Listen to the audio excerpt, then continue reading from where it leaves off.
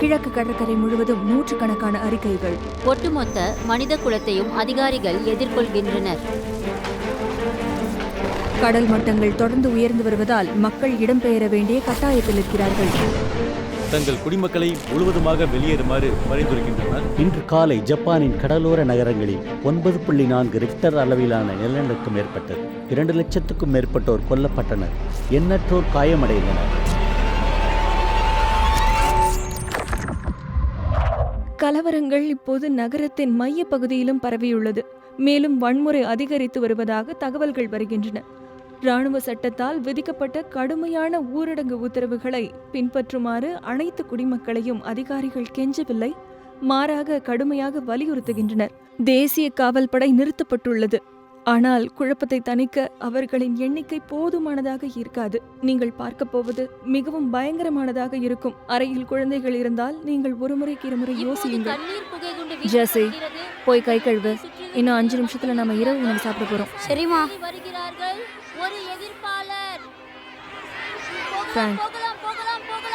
அது நெருங்கி வருது. நாம வெளியேறணும்னு நீங்க நினைக்கிறீங்களா? வேண்டாம் வேண்டாம். அவங்க காவலரை உள்ள கூட்டிட்டு வராங்க இல்லையா, அவங்க அவங்களோட வேலையை செய்யணும். அதனாலதான் அவங்க அங்க வராங்க. வெளியே நடப்பது முற்றிலும் நம்ப முடியாததாக இருக்கிறது. காற்று உண்மையில் ஒவ்வொரு மணி நேரத்திற்கும் அதிகரித்து வருகிறது. கடற்கரையில் இந்த பகுதியில் இதற்கு முன்பு இந்த வேகத்தில் பாவம் மக்கள் தொடர்ந்து வீசியதே இல்லை. இந்த புயலால் ஏற்படும் ஹனி, நீங்க சேனலை மாத்த முடியுமா? அளவுக்கு இருக்கும் என்று புளோரிடாவில இருந்து நேரடியா? இது நான் உண்மையிலே எதிர்பார்த்ததுதான். புதிய விதிமுறைகள் காரணமாக மக்கள் வெளியேறுவது மிகவும் சாத்தியமற்றது என்று உணர்கிறார்கள். நீங்கள் இன்னும் ஆயத்தமாகவில்லை என்றால் இப்போதே அதை செய்யுங்கள். அது ஒரு பூகம்பம், அது பெரிய விஷயம் இல்ல. நம்ம நல்லா தான் இருக்கோம், சரியா? వాతావరణ శాఖ సునామీ హెచ్చరికను జారీ చేసింది. அவங்க பயப்படுறாங்க, ஏன்னா కాలిఫోర్నియాలోని కొన్ని ప్రాంతాలకు కింది జిల్లాలకు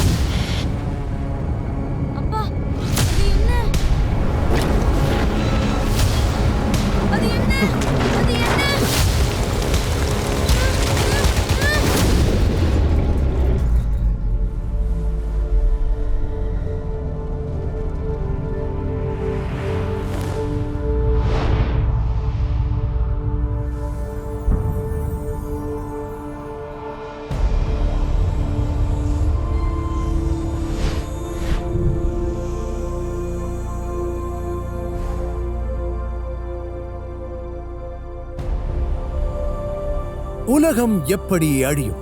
இது ஆயிரக்கணக்கான வருஷங்களா மக்கள் கேட்கிற கேள்வி. இது சமீப காலங்கள்ல கூட அதிகமா கேட்கப்படுது. இது பூமியில இருக்கிற எல்லா உயிர்களையும் அழிக்கும் அணு ஆயுத பேரழிவில் முடிவடையுமா? இல்ல வறட்சி, மாசுபாடு, அதிக மக்கள் தொகை ஆகியவற்றால் வளங்கள் குறைந்து வருவதால் பேரழிவு தரும் ஆயுத மோதல்களுக்கு வழிவகுக்குமா? இல்ல சில சீக்கிரம் தொற்றக்கூடிய வைரஸ் உலகளாவிய தொற்று நோயை ஏற்படுத்தி மனித குலத்தை அழிக்குமா? எல்லா மக்களும் ஏதோ ஒரு அச்சுறுத்தல் அடிவானத்தில் இருப்பதாக உணர்கிறார்கள். உலகத்தை முடிவுக்கு கொண்டு வரும் பேரழிவை விவரிக்க ஆர்மகெதான் என்ற வார்த்தை பெரும்பாலும் பயன்படுத்தப்படுகிறது. இந்த வார்த்தை பைபிளில் ஒரு இடத்தில் மட்டுமே காணப்படுகிறது. இந்த அப்போகலிப்டிக் வார்த்தையை வைத்து ஏராளமான படங்கள், நாவல்கள், வீடியோ கேம்கள் உருவாக்கப்பட்டுள்ளது. ஆர்மகெதான் என்றால் என்ன? கிறிஸ்து திரும்பி வருவதற்கு முன்பு மத்திய கிழக்கில் வெடிக்கும் ஒரு பெரிய யுத்தமா? இந்த யுத்தம் நடைபெறுவதற்கு முன்பாக தேவனுடைய பிள்ளைகள் பூமியிலிருந்தே எடுத்துக் கொள்ளப்படுவார்களா? இது உலகின் வல்லரசுகளுக்கு இடையில் பூமியில் நடக்கப் போகும் ஒரு இராணுவ யுத்தமாக இருக்குமா, அல்லது அதைவிட மிகப்பெரிய யுத்தத்தின் ஒரு அடையாளமா? நீங்கள் கடந்து செல்ல போகும் இந்த மகத்தான கடைசி நாள் யுத்தம் பற்றி, மேலும் நமக்கு தெரிந்த உலக முடிவை பற்றி பைபிள் என்ன சொல்கிறது என்பதை பார்க்கலாம்.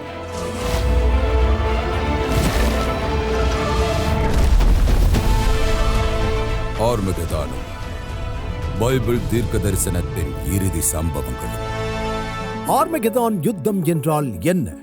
பைபிள் இந்த கடைசி நாள் யுத்தத்தை பற்றி எங்கே பேசுகிறது? உங்களுக்கு தெரியும், முழு வேதத்திலும் இந்த வார்த்தை ஒரே ஒரு வசனத்தில் மட்டுமே வருகிறது. அது பைபிளின் கடைசி புத்தகத்தில் இருக்கிறது.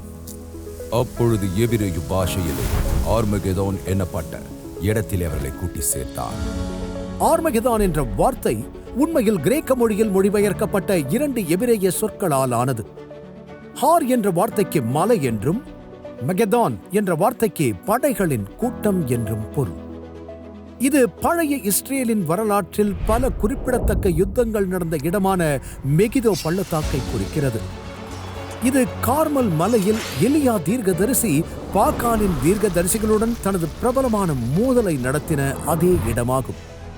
ஆனால் இந்த இறுதி ஆர்மகெதான் யுத்தம் மத்திய இஸ்ரேலில் நடைபெறுமா? இப்போதைக்கு ஆர்மகெதான் நெருங்கி வருகிறது என்பதை அறிய உதவும் சில அடையாளங்களை பைபிளிலிருந்து பார்க்கலாம்.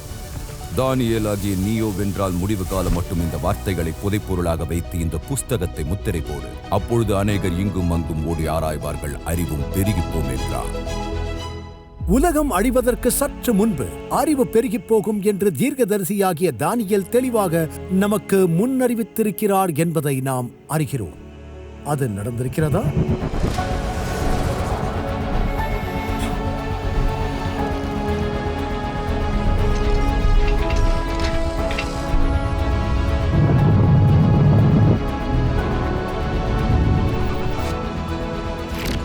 சமீப காலங்களில் போக்குவரத்து முறைகள் எப்படி அசுர வேகத்தில் வளர்ச்சியடைந்துள்ளது என்பதை நாம் பார்க்கிறோம்.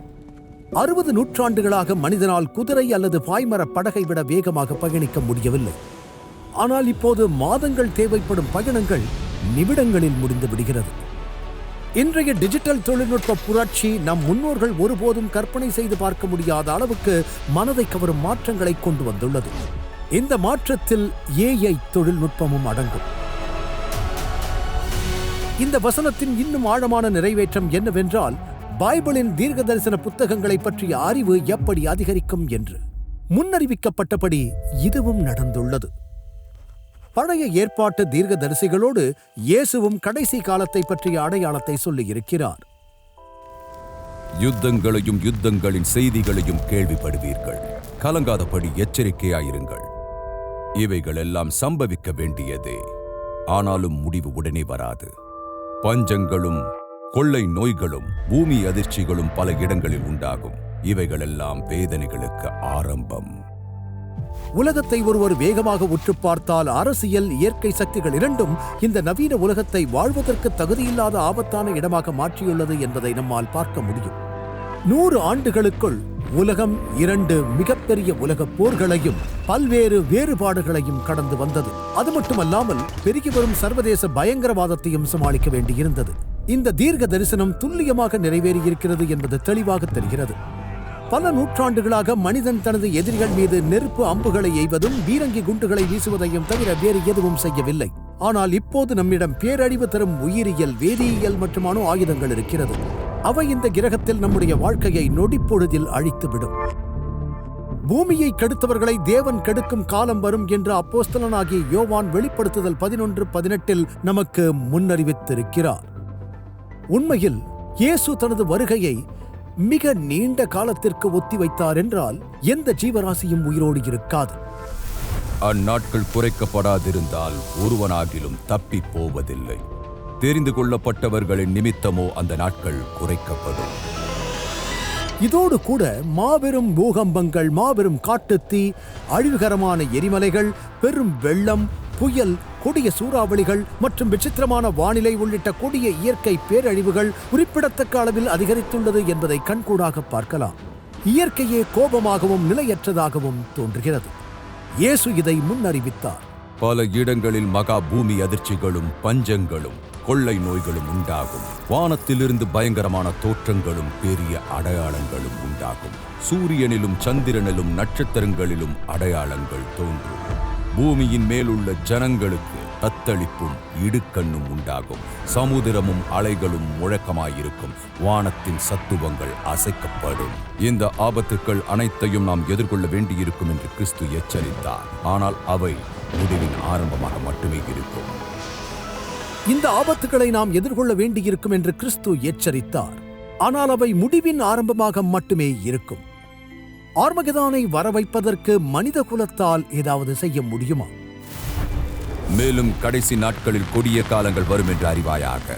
எப்படியெனில் மனுஷர்கள் தற்பிரியராயும் பணப்பிரியராயும் வீம்புக்காரராயும் அகந்தையுள்ளவர்களாயும் தூஷிக்கிறவர்களாயும் தாய் தகப்பன்மாருக்கு கீழ்ப்படியாதவர்களாயும் நன்றி அறியாதவர்களாயும் பரிசுத்தம் இல்லாதவர்களாயும் சுபாவ அன்பில்லாதவர்களாயும் இணங்காதவர்களாயும் அவதூறு செய்கிறவர்களாயும் இச்சையடக்கம் இல்லாதவர்களாயும் கொடுமையுள்ளவர்களாயும் நல்லோரை பகைக்கிறவர்களாயும் இருப்பார்கள்.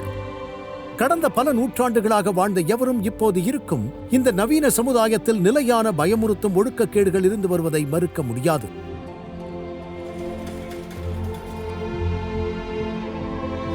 நோவாவின் காலத்தில் வன்முறை, சுயநலம், நாள்பட்ட ஒழுக்கக்கேட்டின் காரணமாக ஒரு மாபெரும் வெள்ளம் வந்து உலகத்தை அழித்தது. லோத்தின் காலத்தில் மிகுதியான செல்வம், சோம்பேறித்தனம், பாலியல் முறைகேடு, பெருமை ஆகியவை சோதோம் மற்றும் குமோரோ மக்களின் இதயங்களை சிதைத்து அந்த காரியங்களை வானத்திலிருந்து அக்னி வந்து அழிக்க வழிவகுத்தது. நமது நாளில் நடக்கும் பரவலான வன்முறை, பேராசை மற்றும் முறைகேடுகள் மீண்டும் பரலோகத்திலிருந்து நியாய தீர்ப்புகளை கொண்டு வரக்கூடும் என்பது நம்மை ஆச்சரியப்படுத்த வேண்டுமா? பூமியின் இறுதி மணி நேரங்களை நாம் நெருங்கி வருகையில் சாத்தான் மனிதகுலத்தின் மீது தனது மிக கொடிய ஏமாற்று வேலைகளை கட்டவிழ்த்து விடுகிறான். கடைசி நாட்களில் ஆன்மீகமும் மாயாஜாலமும் ஆச்சரியப்படும் அளவில் உயரும் என்று வேதம் நம்மை எச்சரிக்கிறது. ஆகிலும் ஆவியானவர் வெளிப்படையாய் சொல்லுகிறபடி சிலர் வஞ்சிக்கிற ஆவிகளுக்கும் பிசாசுகளின் உபதேசங்களுக்கும் செவி கொடுத்து விசுவாசத்தை விட்டு விலகி போவார்கள். வேத வசனங்களால் நீண்ட காலமாக தடை செய்யப்பட்டிருந்த இறந்தவர்களுடன் தொடர்பு கொள்ளும் பழக்கம் கூட பிரதான தேவாலயங்களில் வேகமாக ஏற்றுக்கொள்ளப்பட்டு வருகிறது. தொலைக்காட்சி நிகழ்ச்சிகள், சூனியம் மற்றும் மாயக் கருப்பொருள்களை கொண்ட திரைப்படங்கள் குறிப்பாக இளைஞர்கள் மத்தியில் மிகவும் பிரபலமாகிவிட்டன. இவ்வளவு பரவலான ஆன்மீகவாதம் மற்றும் ஒழுக்கக்கேடு இருந்த போதிலும் பாவம் பெருகும் இடத்தில் கிருபை இன்னும் அதிகமாக பெருகும் என்று பைபிள் சொல்கிறது. எனவே இந்த கடைசி நாட்களில் காணப்படும் பிரகாசமான விஷயம் இயேசுவின் தீர்க்க தரிசனமும் அவர் திரும்பி வருவதற்கு முன் உலகம் முழுவதிலும் சுவிசேஷம் செல்லும் என்ற வாக்குத்தத்தம் நிறைவேறுதலும் ஆகும். ராஜ்யத்தினுடைய இந்த சுவிசேஷம் பூலோகம் எங்கும் உள்ள சகல ஜாதிகளுக்கும் சாட்சியாக பிரசங்கிக்கப்படும். அப்போது முடிவு வரும். ஒரு காலத்தில் பூமியின் 4 மூலைகளுக்கும் சுவிசேஷத்தை பிரசங்கிப்பது சாத்தியமற்றது. இப்போது அது வேகமாக சாத்தியமாகி வருகிறது. மிஷனரிகள், புத்தகங்கள், செயற்கைக்கோள் ஒளிபரப்புகள், சமூக ஊடகங்கள் மற்றும் இணையதளம் மூலம் தேவனுடைய சத்தியம் உலகம் முழுக்க வேகமாக பரவி வருகிறது. ரட்சிப்பினுடைய செய்தி இன்று இருப்பதைப் போல இதற்கு முன்பு வேகமாக பரவியதில்லை. பூமியின் கடைசி நாட்களில் நாம் வாழ்கிறோம் என்பதை வேதம் நமக்கு வெளிப்படுத்துகிறது. அறிவின் பெருக்கம், மனிதகுலத்தின் பேராசை மற்றும் இரக்கமின்மை, கிரகத்தின் அழிவு, உலகளாவிய உறுதியற்ற தன்மை மற்றும் மாய மந்திரத்தின் மேல் இருக்கும் ஆர்வம் ஆகிய அனைத்தும் முடிவு நெருங்கிவிட்டது என்பதற்கு சாட்சி கொடுக்கிறது. கடைசி கால அடையாளங்கள் வேகமாக நிறைவேறி வருகின்றன. நன்மை தீமைக்கு எதிரான வல்லமைகள் இறுதியில் உலகை ஆர்மகெதான் யுத்தத்திற்கு கொண்டு வரும் என்று வேதம் நம்மை எச்சரிக்கிறது. ஏனெனில் உலகம் உண்டானது முதல் இதுவரைக்கும் சம்பவித்திராததும் இனிமேலும் சம்பவியாததுமான மிகுந்த உபத்திரவம் அப்பொழுது உண்டாயிருக்கும். பைபிள் சரியான முக்கிய நிகழ்வை குறிப்பிடவில்லை என்றாலும் அதை தொடர்ந்து வரும் ஆச்சரியமான காட்சிகள் அதை வெளிப்படுத்துகிறது. இருப்பினும் உலகம் முழுவதையும் சூழ்ந்துள்ள பிரச்சனைகளின் கடைசி அலைக்கு முன்பு கிருபையின் கடைசி செய்தி உலகை ஒளிரச் செய்யும்.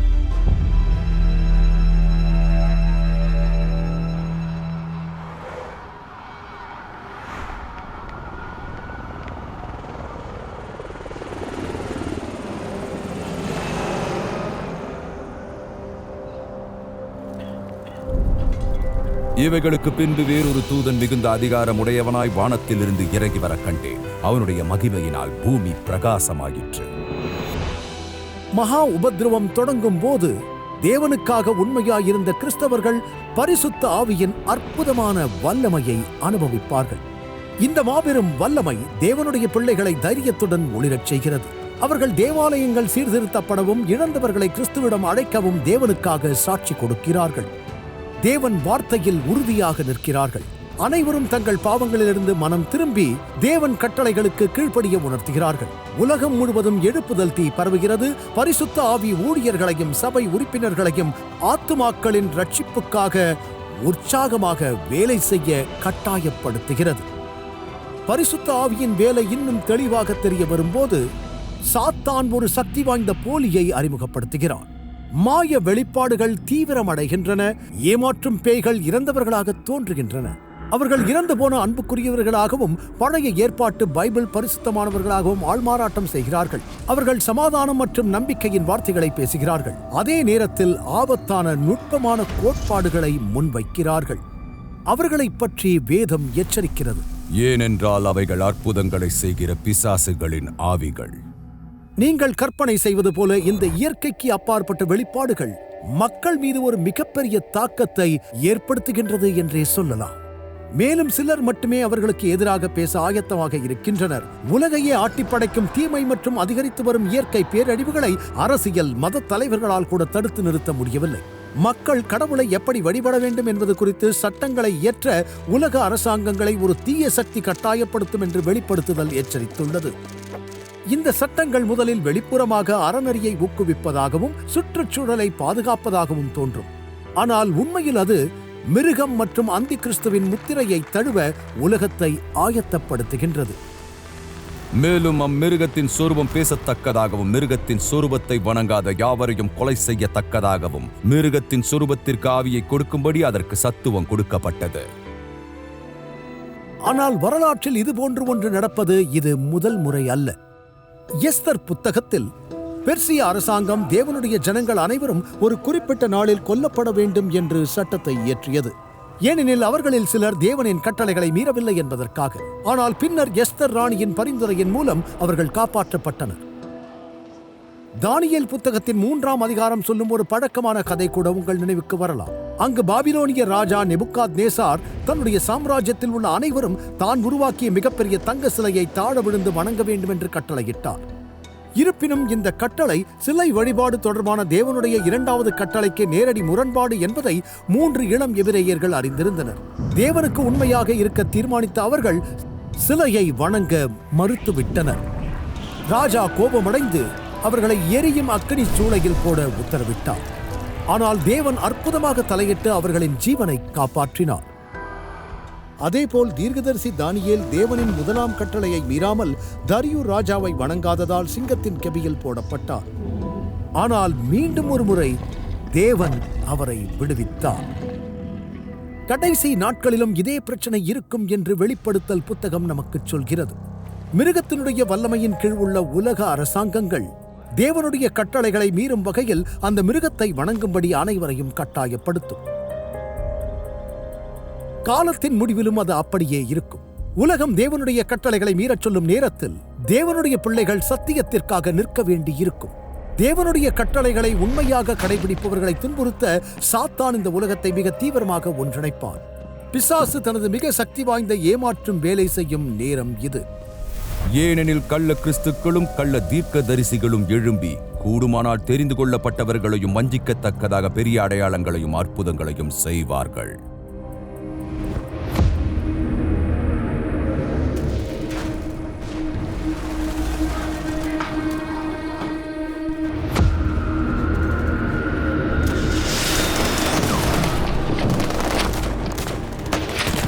சரியான சூழ்நிலை அல்லது இடம் நமக்கு தெரியாமல் இருக்கலாம். ஒருவேளை மத்திய கிழக்கு. ஆனால் முடிவுக்கு வருவதற்கு முன் சாத்தான் இந்த மனித வரலாற்றில் மேசியாவாக வேடமிட்டு ஜனங்களை வஞ்சிக்க மிகப்பெரிய அடையாளங்களையும் அற்புதங்களையும் செய்வான் என்று வேதம் நமக்கு சொல்கின்றது.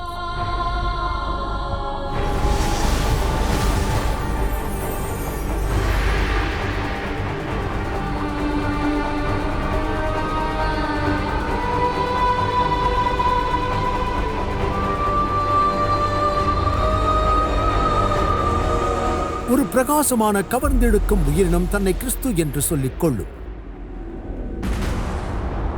அசாதாரண அற்புதங்களை செய்யும் இந்த இயற்கைக்கு அப்பாற்பட்ட உயிரினத்தை பற்றிய செய்தி உலகளாவிய செய்தி ஊடகங்களில் வெடிக்கும்.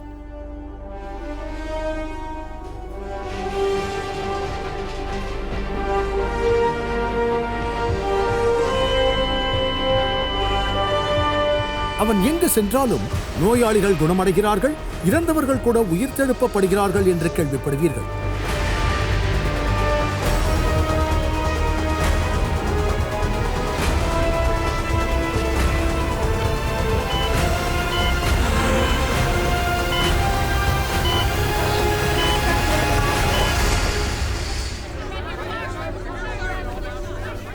இந்த போலி அற்புதங்களுக்கு மத்தியிலும் உலகளாவிய ஊடகங்கள் மூலமாகவும் மக்கள் எளிதில் ஏமாற்றப்படுவார்கள். அவர்கள் அப்போது அவனை ராஜாதி ராஜாவாகவும் கர்த்தாதி கர்த்தாவாகவும் வரவேற்பார்கள்.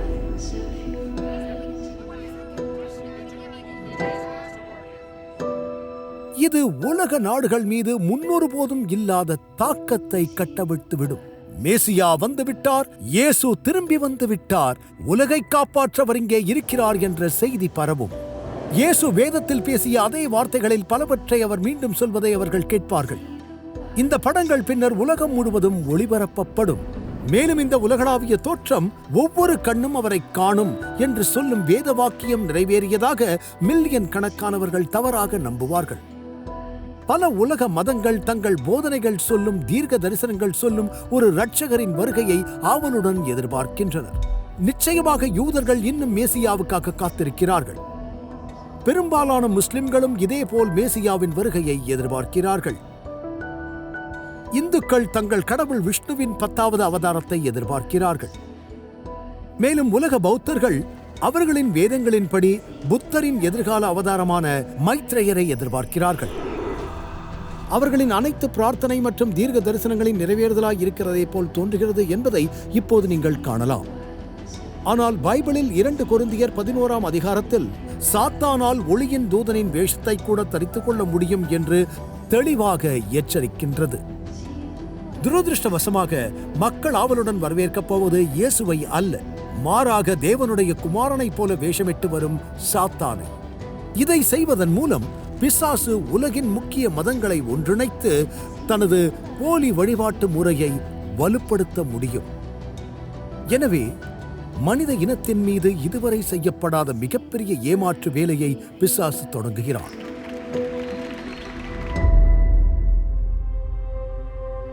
சாத்தானின் தந்திர வேலைகள் உலகை கவர்ச்சியுடனும் இயற்கைக்கு அப்பாற்பட்ட சக்தியுடனும் கவர்ந்து இழுக்கின்றன. பிளவுபட்டவர்களை ஒன்றிணைத்து அனைத்து மதங்களில் இருக்கும் மத தலைவர்களை ஜெயித்தது. பெரும்பாலான ஆன்மீக தலைவர்கள் பெரிய ஏமாற்றுக்காரனையும் அவன் ஊக்கப்படுத்தும் பொய்யான வழிபாட்டு முறையையும் ஆவலுடன் ஏற்றுக்கொள்கிறார்கள். உலகளாவிய பேரழிவுகள் தீவிரமடைந்து வருவதால் இந்த போலி மேசியாவால் அங்கீகரிக்கப்பட்ட கோட்பாடுகளை பின்பற்ற உலக மக்களை வலியுறுத்துவதில் நேரத்தை வீணாக்க முடியாது என்று சபை தலைவர்கள் நம்புகிறார்கள். உலகில் உள்ள அனைவரும் தங்கள் முரண்பட்ட மத நம்பிக்கைகளை ஒதுக்கி வைத்துவிட்டு ஒன்றுபடும் வரை இந்த பேரழிவுகள் தொடரும் என்று அறிவொளி பெற்றவர் சொல்கிறார். மேலும் எல்லோருடைய நன்மைக்காகவும் அவர்கள் அதை விருப்பத்துடன் செய்யாவிட்டால் விளைவுகள் ஏற்படும். நாம் குழப்பம் செய்வதை விட்டுவிட்டு இந்த சட்டத்தை மீறுபவர்களை துன்படுத்த தொடங்க வேண்டும். அவர்கள் பிடிவாதத்தால் முழு உலகமும் துன்பப்படுகிறது. எல்லோரும் இதை ஏற்றுக்கொள்ளவில்லை. பைபிள் இந்த அற்புதமான ஏமாற்று வேலை பற்றி எச்சரித்திருப்பதை சிலர் உணர்கிறார்கள். மேலும் தேவனுடைய கட்டளைகளிலிருந்து மக்களை விலக்குவதே இந்த பொய்யான மேசியாவின் குறிக்கோள் என்பதையும் அவர்கள் அறிவார்கள். அவர்கள் அதை விருப்பத்துடன் செய்யாவிட்டால் விளைவுகள் ஏற்படும். நாம் குழப்பம் செய்வதை விட்டுவிட்டு இந்த சட்டத்தை மீறுபவர்களை துன்படுத்த தொடங்க வேண்டும். அவர்கள் பிடிவாதத்தால் முழு உலகமும் துன்பப்படுகிறது. தேவனுடைய கற்பனைகளையும் இயேசுவின் மேலுள்ள விசுவாசத்தையும் காத்துக் கொள்ளுகிறவர்களாகிய பரிசுத்தவான்களுடைய பொறுமை இதிலே விளங்கும் என்று கூறினான். ஆனால் சாத்தான் ஒளியின் தூதனாக தோன்றுவது இது முதல் முறை அல்ல. கிறிஸ்து வனாந்திரத்தில் சோதிக்கப்பட்ட போது சாத்தான் பரலோகத்திலிருந்து வந்த ஒரு மகிமையான தூதனைப் போல மாறுவேடமிட்டு அவருக்கு முன்பாக தோன்றினான். ஆனால் தேவனுடைய வார்த்தையை மீறும்படி இயேசுவை சோதித்த போது பிசாசு உண்மையான அடையாளத்தை வெளிப்படுத்தினான்.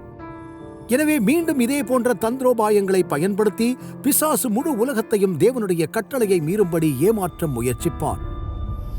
2 எஜமான்களுக்கு ஊழியம் செய்ய ஒருவனாலும் கூடாது. ஒருவனை பகைத்து மற்றவனை சிநேகிப்பான், அல்லது ஒருவனை பற்றிக் கொண்டு மற்றவனை அசட்டை பண்ணுவான். உலகம் முடிவெடுக்கும் காலத்திற்கு கொண்டு வரப்படுகிறது. அந்தி கிறிஸ்துவும் உலகளாவிய யுத்தமும் உலகை 2 தனித்தனி குழுக்களாக துருவப்படுத்துகின்றன.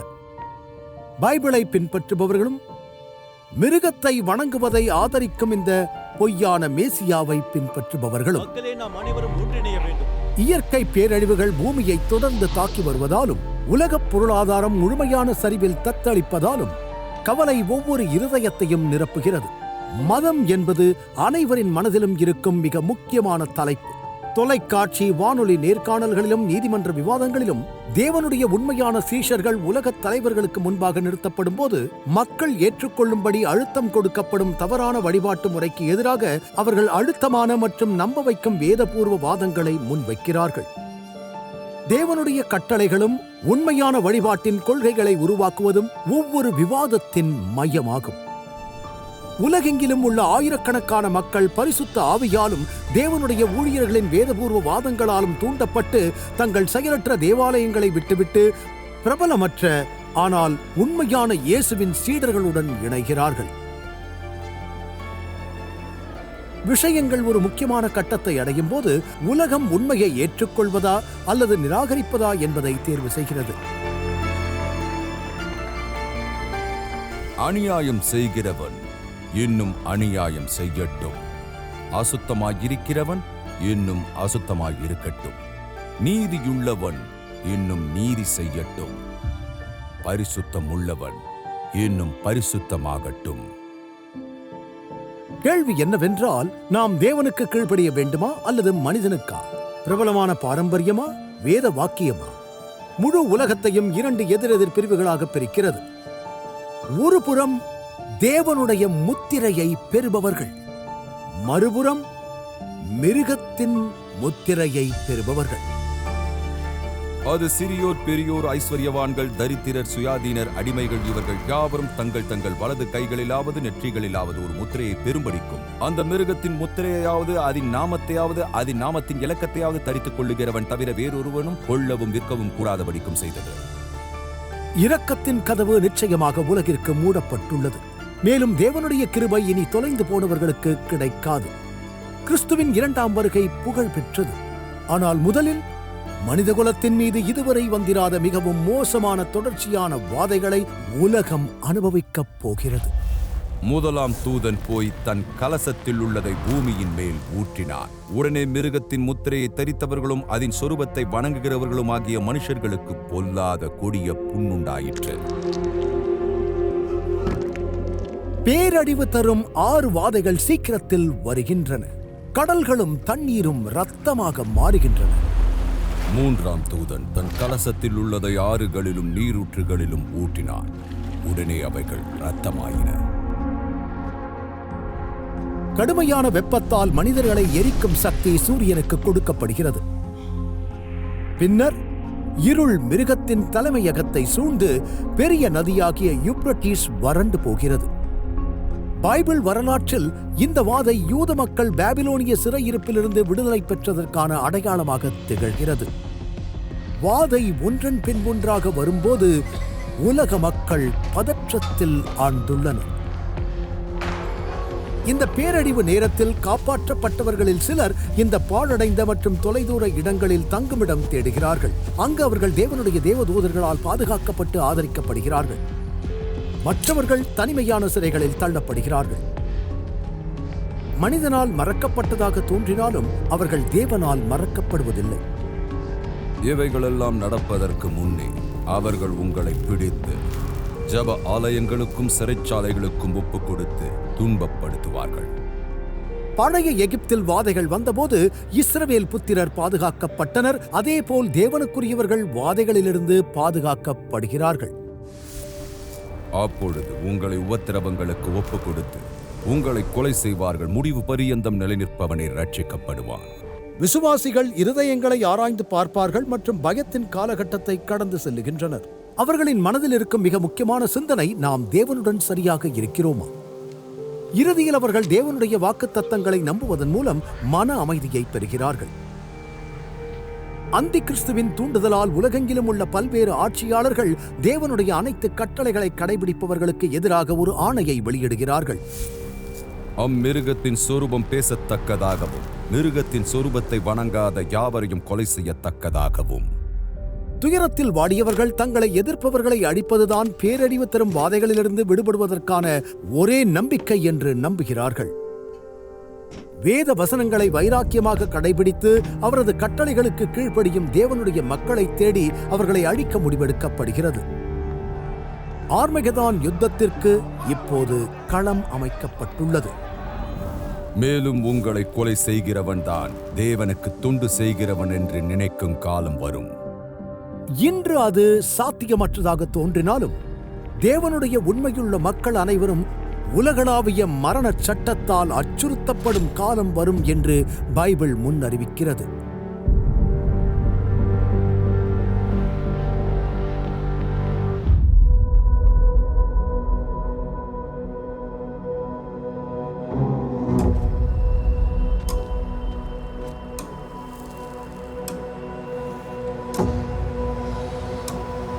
నమస్తే సార్. వాళ్ళు ఇక్కడే ఉన్నారు సార్. ఈ ఏరియాలోనే తిరుగుతున్నారు. అవును సార్. వెతకండ్రా వాళ్ళని. వాళ్ళు ఇక్కడే ఎక్కడ ఉండుంటారు. వెతకండి. ఫాస్ట్. Okay sir.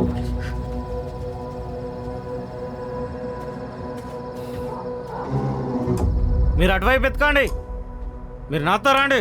ఎక్కడ ఉన్నారో వెతకండి రే. మనం దొరికేస్తాం. వేరే దగ్గరికి వెళ్తా అక్కునప్పా.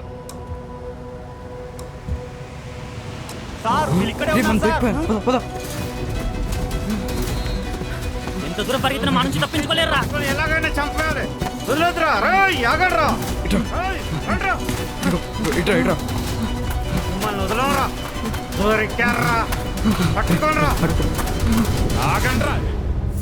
அப்பொழுது வலு சர்ப்பமானது ஸ்திரீயின் மேல் கோபம் கொண்டு தேவனுடைய கற்பனைகளை கை கொள்ளுகிறவர்களும் இயேசு கிறிஸ்துவை குறித்த சாட்சியை உடையவர்களாகி அவளுடைய சந்ததியான மற்றவர்களுடனே யுத்தம் பண்ண போயிற்று. துன்மார்கர் பூமி முழுக்க விசுவாசிகளை கொல்ல பரவி இருக்கும்போது அவர்கள் தப்பித்துக் கொள்ள தொலைதூர மற்றும் பாழடைந்த இடங்களை தேடுகிறார்கள்.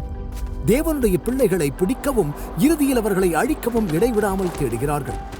தொலைந்து போனவர்கள் தேவனுடைய ஆவியை என்றென்றும் துக்கப்படுத்தியுள்ளனர். இப்போது தள்ளப்பட்ட தூதர்கள் அவர்களை கட்டுப்படுத்துகிறார்கள்.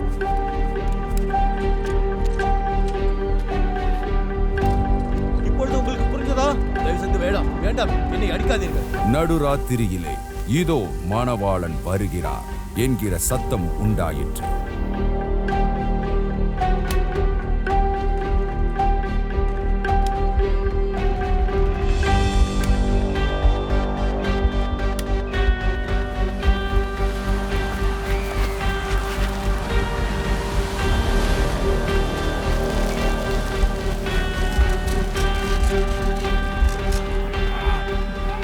இருண்ட நேரத்தில் பூமியின் நீண்ட காலமாக எதிர்பார்க்கப்பட்ட நம்பிக்கை இப்போது நிஜமாகிறது. முடிந்தது என்று தேவனுடைய கட்டளையிடும் குரல் கேட்கிறது.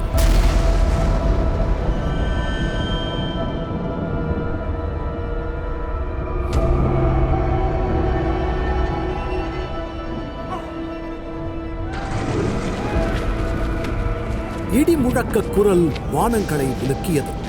மனிதகுலம் இதுவரை அனுபவித்த எந்த நிலநடுக்கத்தையும் போல இல்லாமல் ஒரு வலிமையான பூகம்பம் ஏற்படுகிறது.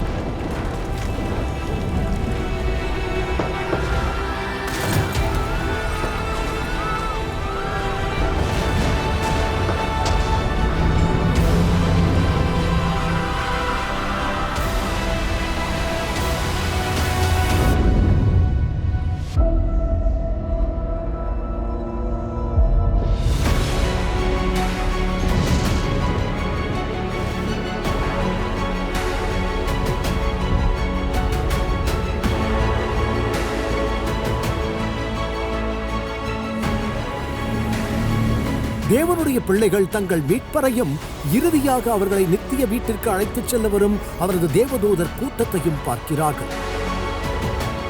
ஏதோ மேகங்களுடனே வருகிறார். கண்கள் யாவும் அவரை காணும். அவரை குத்தினவர்களும் அவரை காண்பார்கள். பூமியின் கோத்திரத்தார் எல்லோரும் அவரை பார்த்து புலம்புவார்கள்.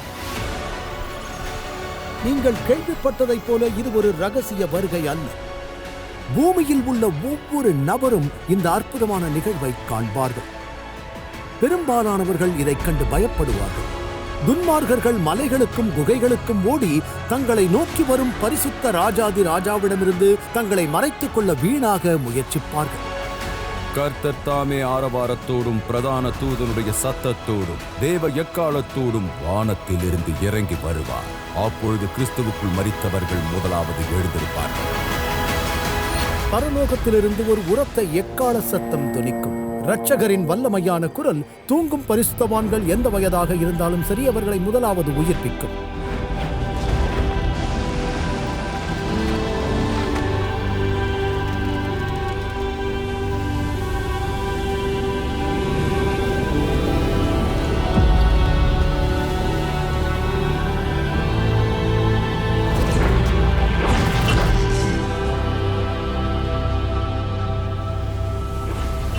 மரணம் மற்றும் நோயால் பெற்றோரிடமிருந்து பிரிக்கப்பட்ட குழந்தைகள் அப்பொழுது மீண்டும் ஒன்றிணைக்கப்படுவார்கள். அவர்களின் மகிமைப்படுத்தப்பட்ட சரீரம் பிரகாசமாகவும் நித்தியமாகவும் மீண்டும் ஒருபோதும் பிரிந்து செல்லாத ஒன்றாக இருக்கும். பூமியின் எல்லை எங்கிலும் ஒரு பெரிய பரிசுத்தவான்களின் படை அவர்களின் தூசி நிறைந்த படுக்கைகளிலிருந்து எழுகிறது.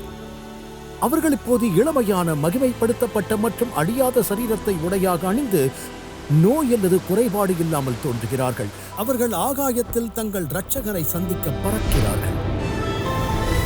பின்பு உயிரோடு இருக்கும் நாமும் கர்த்தருக்கு எதிர்கொண்டு போக மேகங்கள் மேல் அவர்களோடே கூட ஆகாயத்தில் எடுத்துக் கொள்ளப்பட்டு இவ்விதமாய் எப்பொழுதும் கர்த்தருடனே கூட இருப்போம். பின்னர் உபத்திரவத்தின் காலத்தில் வாழ்ந்தவர்களும் எடுத்துக் கொள்ளப்படுகிறார்கள். உலகம் அவர்களுக்கு கீழே தத்தளிப்பதால் பூமியிலிருந்து மீட்கப்பட்டவர்கள் அழிவிலிருந்து எழுகிறார்கள். மேகங்கள் போன்ற திரளான தேவதூதர்களிடையே தங்கள் இரட்சகருடன் சேர எடுத்துக் கொள்ளப்படுகிறார்கள்.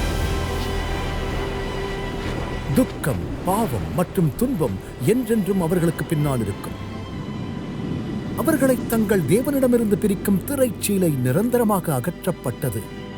இப்போது அவர்கள் தங்களுடைய தேவனையும் அவருடைய பரலோக தேவதூதர்களையும் நேருக்கு நேர் பார்க்கிறார்கள். நீக்கப்படும் போது அந்த அக்கிரமக்காரன் வெளிப்படுவான். அவனை கர்த்தர் தம்முடைய வாயின் சுவாசத்தினாலே அழித்து தம்முடைய வருகையின் பிரசன்னத்தினாலே நாசம் பண்ணுவார்.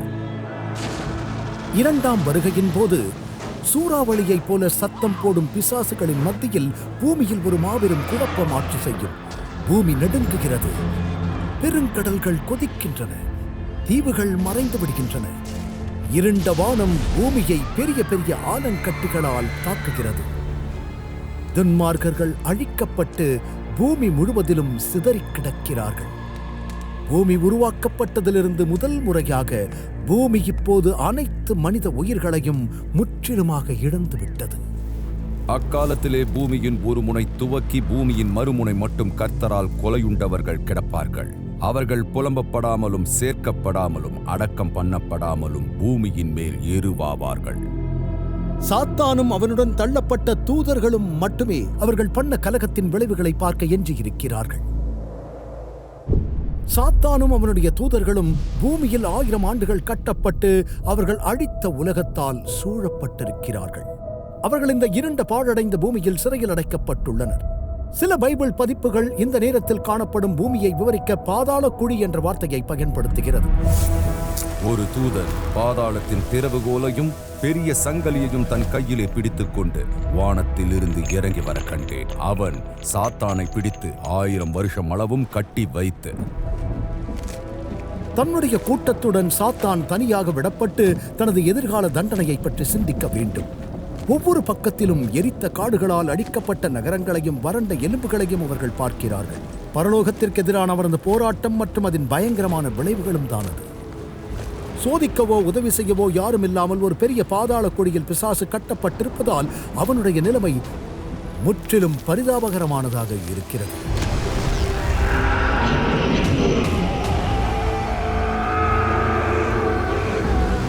சாத்தானும் அவன் தூதர்களும் தங்கள் எதிர்கால விதியை பற்றி சிந்திக்க தனித்து விடப்பட்டாலும் மீட்கப்பட்டவர்கள் பரலோகத்தில் சொல்ல முடியாத மகிமைகளை அனுபவிக்கிறார்கள்.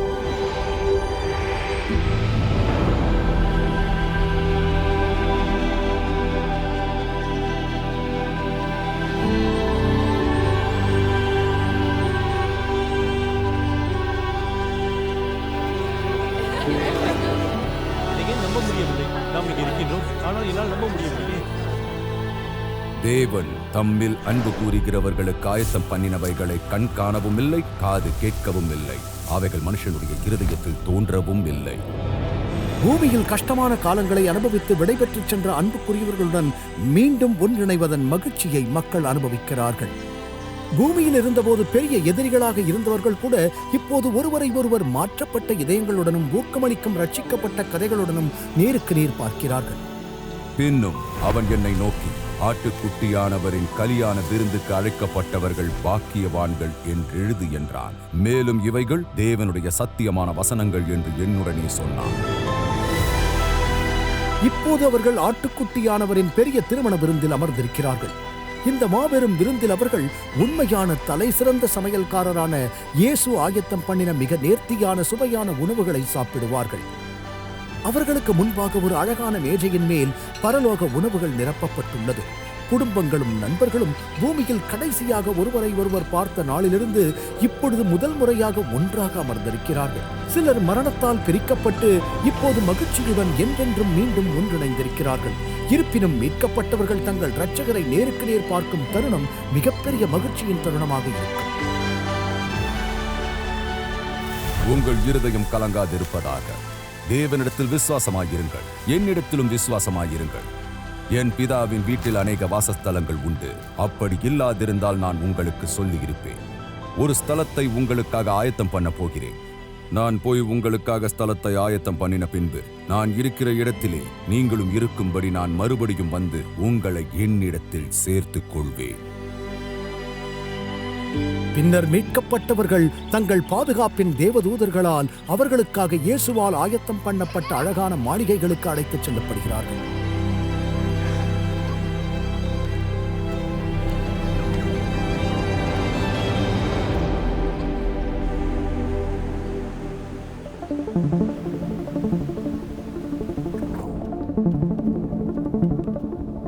பூமியில் அவர்கள் வாழ்ந்த வாழ்க்கையை பற்றிய பல கேள்விகளுக்கு தேவதூதர்கள் கொஞ்சம் கொஞ்சமாக பதிலளிப்பார்கள். ஒவ்வொரு சிறிய முடிவுகளும் மற்றவர்களின் ஆர்வமுள்ள பிரார்த்தனைகளும் எவ்வாறு நித்திய விளைவுகளை ஏற்படுத்தினது என்பதை அவர்கள் தெளிவாக காண்பார்கள். அவர்களை சுற்றி நடந்த பார்க்க முடியாத ஆவிக்குரிய யுத்தம் இறுதியாக புரிந்து கொள்ளப்படும்.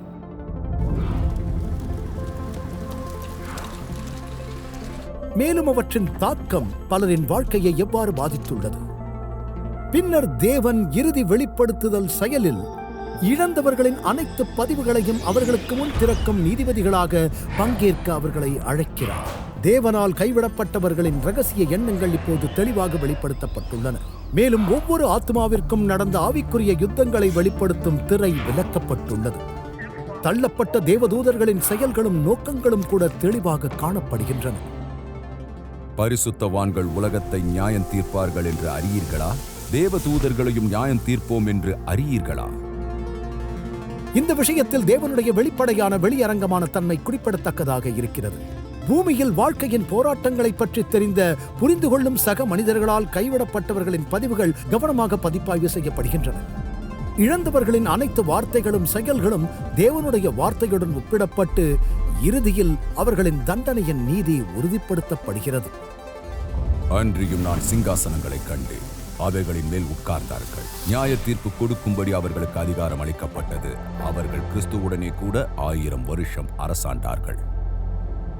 காலம் செல்ல செல்ல உலக இரட்சகர் பரலோகத்தில் உள்ள ஒவ்வொருவருடனும் அழகான நேரத்தை செலவிடுகிறார். மனிதகுலத்தை காப்பாற்ற தேவன் தன்னால் முடிந்த அனைத்தையும் செய்துள்ளார் என்பதில் அனைவரும் திருப்தி அடைகிறார்கள்.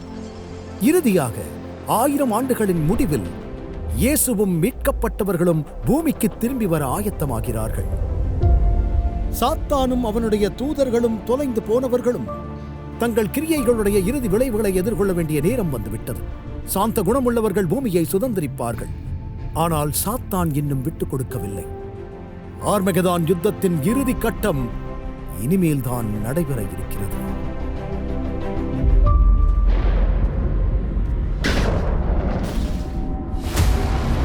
பரலோகத்தில் இந்த 1000 ஆண்டு ஓய்வுக்கு பிறகு கிறிஸ்துவும் மீட்கப்பட்டவர்களும் புதிய எருசலேமுடன் இப்போது பூமிக்கு திரும்புகிறார்கள்.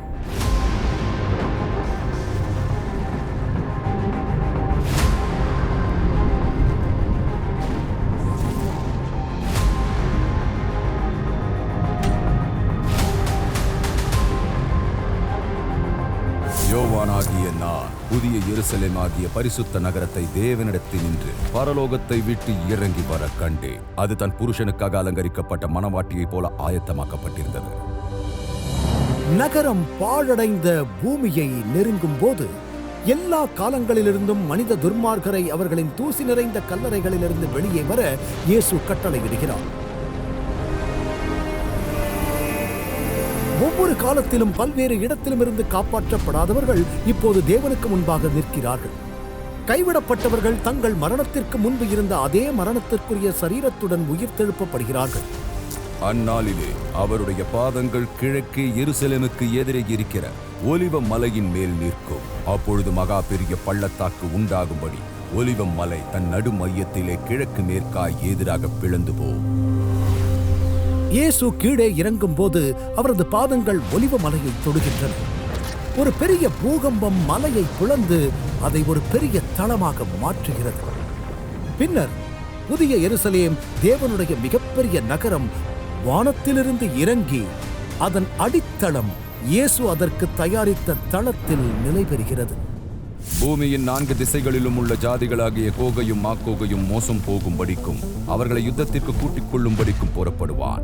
அவர்களுடைய தொகை கடற்கரை மணல் அத்தனையாயிருக்கும். அவர்கள் பூமி எங்கும் பரம்பி பரிசுத்தவான்களுடைய பாளையத்தையும் பிரியமான நகரத்தையும் வளைந்து கொண்டார்கள். ஆச்சரியப்படும் விதமாக சாத்தான் தேவனுடைய நகரத்தை வலுக்கட்டாயமாக கைப்பற்றும் தீவிர முயற்சியில் துன்மார்க்கரை ஒன்று திரட்டுகிறார். அவனுடைய அணியில் மகா அலெக்சாண்டர், சீசர் மற்றும் நெப்போலியன் போன்ற பெரிய தளபதிகள், இராணுவ வீரர்கள் இருக்கிறார்கள். அனைத்து மக்களும் இப்போது தங்களுடைய ஒருங்கிணைந்த திறமையை பயன்படுத்தி ஒரு காவிய போருக்கு தயாராகி வருகின்றனர். ஆர்மகெதான் யுத்தத்தின் இறுதிக்கட்டம். பைபிள் இந்த படையை கோக் மற்றும் மாகோக் என குறிப்பிடுகிறது. இது தேவனுடைய ஜனங்களின் பழைய எதிரிகளுக்கான அடையாள பெயர். நகரத்திற்கு எதிராக அணிவகுத்துச் செல்ல சாத்தானால் கட்டளையிடப்படுகிறது. யுத்தம் தொடங்கியதிலிருந்து எந்த ஒரு பூமிக்குரிய ஆட்சியாளராலும் அழைக்கப்படாத ஒரு பெரிய படை இப்போது புதிய எருசலேமை நோக்கி முன்னேறுகிறது. இந்த கடைசி கலகச் செயலின் மூலம் கைவிடப்பட்டவர்கள் தங்கள் இருதயங்கள் இன்னும் மாறாமல் இருப்பதை வெளிப்படுத்துகிறார்கள். முடிந்தால் அவர்கள் தேவனை அவரது சிங்காசனத்திலிருந்து தள்ளி பரிசுத்த நகரத்தை பலவந்தமாக கைப்பற்றுவார்கள். அவர்களின் பயனற்ற யுத்தம் தொடங்குவதற்கு முன்பே தோல்வி அவர்களுடையது என்பதை அவர்கள் உணரவில்லை. நியாய தீர்ப்பு நாள் வந்துவிட்டது. அவர்கள் பூமி எங்கும் பரம்பி பரிசுத்தவான்களுடைய பாளையத்தையும் பிரியமான நகரத்தையும் வளைந்து கொண்டார்கள். திடீரென்று நகரத்திற்கு மேலே கர்த்தர் தம்முடைய மகிமையான சிங்காசனத்தில் தோன்றுகிறார்.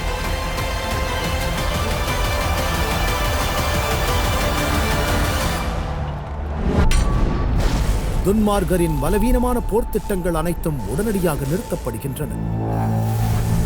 பின்பு நான் பெரிய வெள்ளை சிங்காசனத்தையும் அதன் மேல் வீற்றிருக்கிறவரையும் கண்டேன். அவருடைய சமூகத்திலிருந்து பூமியும் வானமும் அகன்று போயின.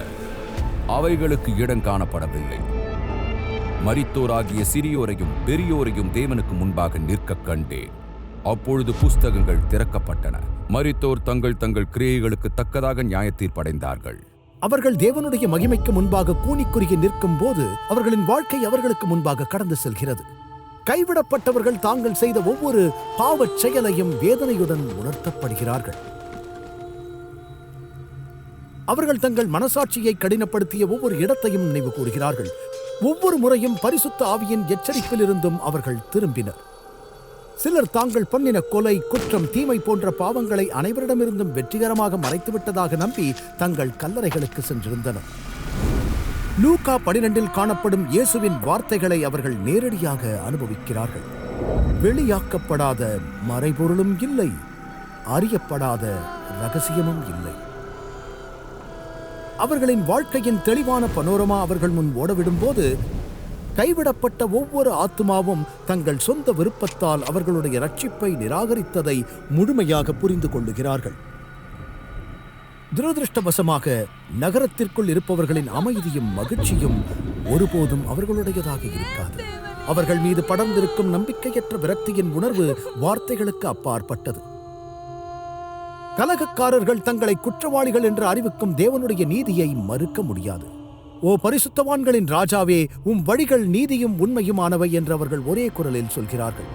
சாஷ்டாங்கமாக விழுந்து ஜீவாதிபதியை வணங்குகிறார்கள். ஆனால் சாத்தானின் இதயம் மாறாமல் இருக்கிறது. கடைசியாக ஒரு தீவிர முயற்சியில் பிசாசு தேவனுடைய ராஜ்யத்தின் மீது கடைசி வெறித்தனமான தாக்குதலை நடத்த துன்மார்கரை அணிதிரட்ட முயற்சிக்கிறார்.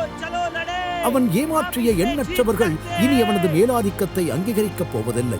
குழப்பமான கோபத்தில் அவர்கள் பிசாசுக்கும் ஒருவருக்கொருவர் எதிராகவும் திரும்பினர்.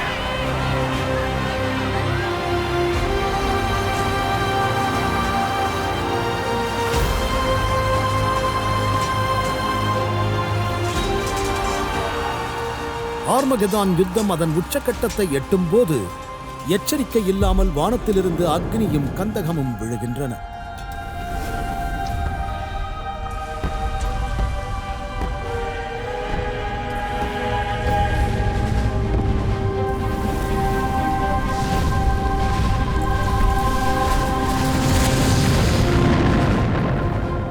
பூமி உருகி கீழே உள்ள உருகிய குகைகளிலிருந்து நெருப்பு வெடிக்கிறது. நரகம் துன்மார்க்கரை சூழ்ந்து கொள்ளும் போது நீதிமான்கள் புதிய எருசலேமின் வாசல்களுக்குள் பாதுகாப்பாக இருக்கிறார்கள். மேலும் அவர்களை மோசம் போக்கின பிசாசானவன் அக்கினியும் கந்தகமுமான கடலிலே தள்ளப்பட்டான்.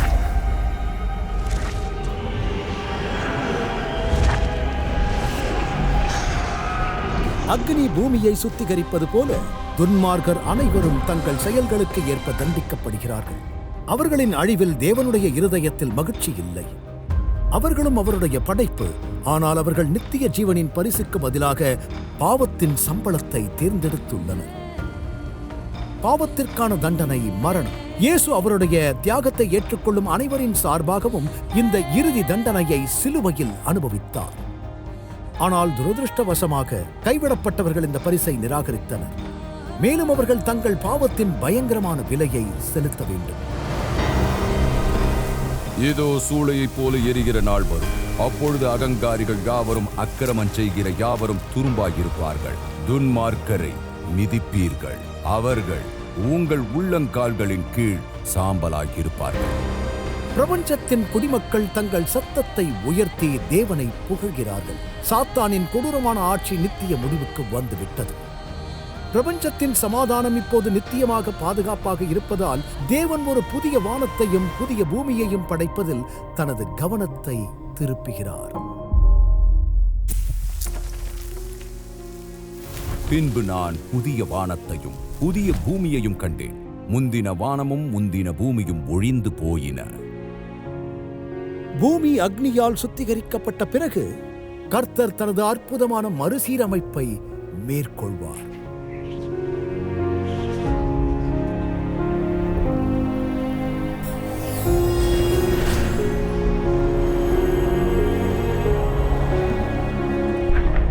மீட்கப்பட்டவர்கள் பிரமிப்புடன் பார்க்கும்போது இரட்சகர் படைப்பாளராக தனது பணியை மீண்டும் தொடங்குகிறார்.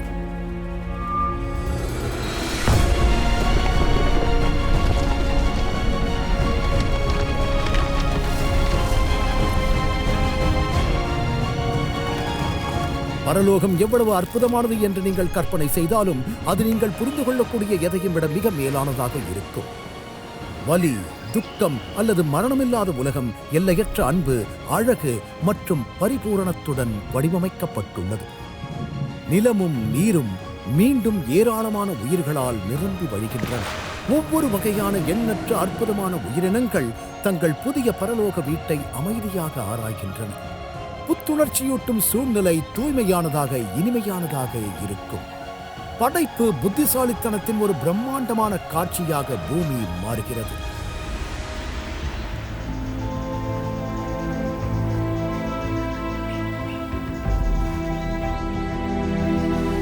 பாவம் மற்றும் துன்பத்தின் ஒவ்வொரு தடயமும் மறைந்துவிடும். சுயநலம் மீண்டும் ஒருபோதும் இருதயங்களை ஆட்சி செய்யாது. ஒருபோதும் மக்கள் இறுதிச் சடங்குகளில் கலந்து கொள்ள மாட்டார்கள் அல்லது வன்முறையை பார்க்க மாட்டார்கள். தனிமை, நோய், மரணத்தை அனுபவிக்க மாட்டார்கள். அவர்களுடைய கண்ணீர் யாவையும் தேவன் துடைப்பார். இனி மரணமும் இல்லை, துக்கமும் இல்லை, அலறுதலும் இல்லை, வருத்தமும் இல்லை. முந்தினவைகள் ஒழிந்து போயின என்று விளம்பினது.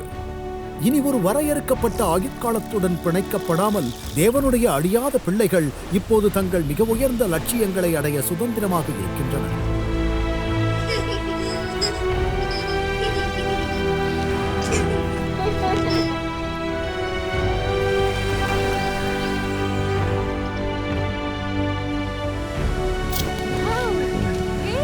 அது பாரு.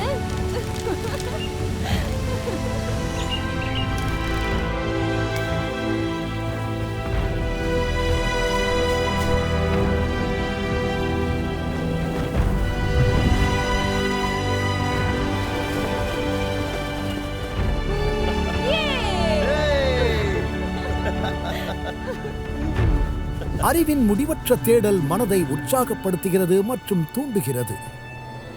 மீட்கப்பட்டவர்கள் இனி பூமியோடு முடக்கப்படுவதில்லை. அவர்கள் இப்போது பிரபஞ்சத்தின் வழியாக பயணிக்கவும் தேவனுடைய முடிவில்லா பிரபஞ்சத்தின் அதிசயங்களை ஆராயவும் சுதந்திரமாக இருக்கின்றனர். பரலோகம் என்பது தேவன் மற்றும் பிறர் மீதான அன்பு ஒவ்வொரு இதயத்தையும் நிரப்பும் பரிபூர்ண அமைதி மற்றும் நல்லிணக்கத்தின் இடமாகும். புதிய எருசலேம் தலைநகராக இருப்பதால் பிரபஞ்சத்தின் பாதுகாப்பு முழுமையடைகிறது. படைக்கப்பட்ட உயிரினங்கள் அனைத்தும் தேவனுடைய அன்பான ஆதிக்கத்தின் கீழ் மகிழ்ச்சி அடைகின்றன. நித்திய அழிவிலிருந்து மீட்கப்பட்டவர்கள் தங்களை படைத்தவருடன் ஒரு சிறப்பு இணைப்பை பகிர்ந்து கொள்கிறார்கள். அதை வேறு எந்த பரலோக உயிரினமும் பாராட்ட முடியாது.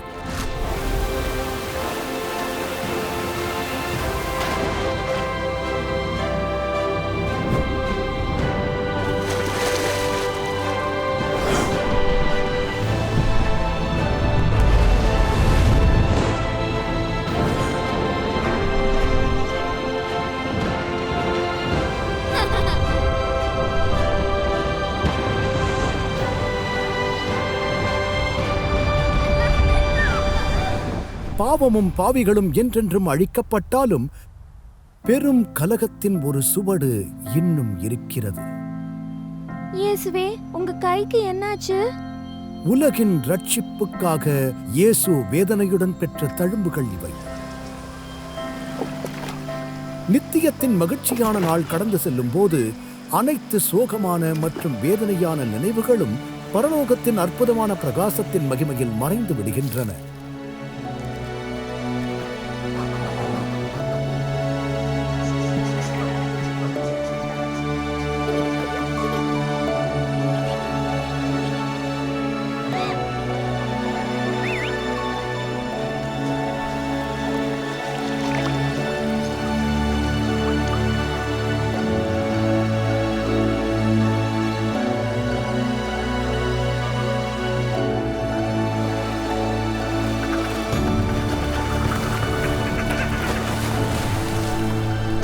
வரவிருக்கும் இந்த ராஜ்யம் உங்கள் நித்திய வீடாக இருக்கும் என்று வேதம் உறுதியளிக்கிறது. இது உண்மையானது. ஆனால் நீங்கள் அதை சுதந்திரமாக ஏற்றுக்கொள்ள நீங்களே தேர்வு செய்ய வேண்டும். எல்லாவற்றிற்கும் மேலாக புதிதாக உருவாக்கப்பட்ட இந்த பூமியில் நீங்கள் அவருடன் வாழ அவர் விரும்புகிறார். இன்று அவரிடம் வர தேர்வு செய்யுங்கள். நீங்கள் ஒருபோதும் வருத்தப்பட மாட்டீர்கள். உண்மையில் இப்போது என்னோடு கூட சேர்ந்து ஜெபித்து அவரிடம் கேட்க நான் உங்களை அழைக்க விரும்புகிறேன். அன்புள்ள ஆண்டவரே, என் பாவங்களுக்காக உம்முடைய நம்ப முடியாத அன்பு மற்றும் தியாகத்திற்கு நன்றி. நம்பிக்கையையும் நித்திய ஜீவனையும் கொண்டு வர நீங்கள் மரித்து மீண்டும் உயிர்த்தெழுந்தீர் என்று நான் நம்புகிறேன். என் இருதயத்தை வழிநடத்தவும் என் வாழ்க்கையை நடத்தவும் ஒவ்வொரு நாளும் என்னை உம்மிடம் நெருங்கி வரச் செய்ய வேண்டும் என்று நான் உம்மிடம் கேட்டுக்கொள்கிறேன். உம்மை என் ஆண்டவராகவும் இரட்சகராகவும் ஏற்றுக்கொள்கிறேன். விரைவில் நீர் திரும்பி வரும்போது நான் ஆயத்தமாக இருக்க வேண்டும் என்று விரும்புகிறேன். என் ஜெபத்தை கேட்டதற்கும் உம்முடைய அளவில்லாத கிருபையின் வாக்குத்தத்தத்திற்கும் நன்றி. இயேசுவின் நாமத்தில் ஜெபிக்கிறேன் பிதாவே, ஆமென்.